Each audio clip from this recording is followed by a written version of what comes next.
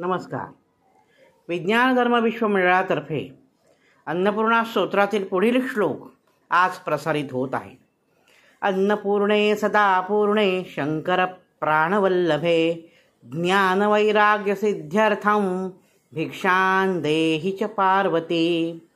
हे माते अन्नपूर्णे, तू सदा नित्य परिपूर्ण आहेस. तू शंकराशी प्राणवल्लभा म्हणजे प्रिय पत्नी आहेस. तर आमच्या ठिकाणी ज्ञान आणि वैराग्य निर्माण होण्यासाठी हे माते अन्नपूर्णे, तू मला भिक्षा घाल.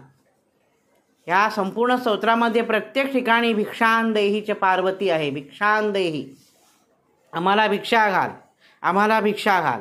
तर कशासाठी ती भिक्षा द्यायची, कशासाठी भिक्षा घालायची? तर अन्नासाठी. पण अन्न खाऊन काय होणार आहे? तर ज्ञान आणि वैराग्य निर्माण व्हावं अशी अपेक्षा केलेली आहे. आपण जे अन्न शिजवतो ते अन्न शिजवताना आपली मनोवृत्ती चांगली असली पाहिजे.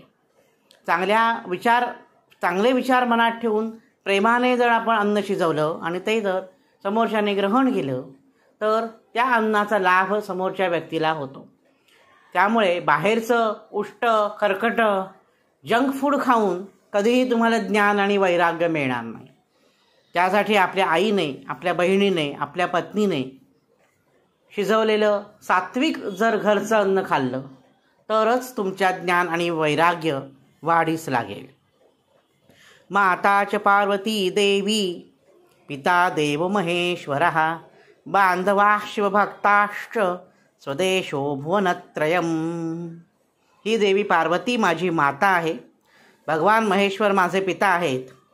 सर्व शिवभक्त माझे बांधव आहेत आणि त्रिभुवन हाच माझा स्वदेश आहे. इति श्रीमद शंकराचार्य विरचित अन्नपूर्णा स्तोत्रम संपूर्णम. माझ्या अल्पमतीप्रमाणे मी या संपूर्ण अन्नपूर्णा स्तोत्राचा अर्थ विशद करण्याचा प्रयत्न केला. त्यात जर काही त्रुटी राहिल्या असतील तर आपण सर्व जाणकारांनी मला क्षमा करावी. सर्वांना अन्नधान्य व्यवस्थित मिळू दे, सर्वांचा उत्कर्ष होऊ दे अशी मी आई जगदंबेच्या चरणी प्रार्थना करतो आणि आज ह्या मालिकेला पूर्णविराम देतो. धन्यवाद.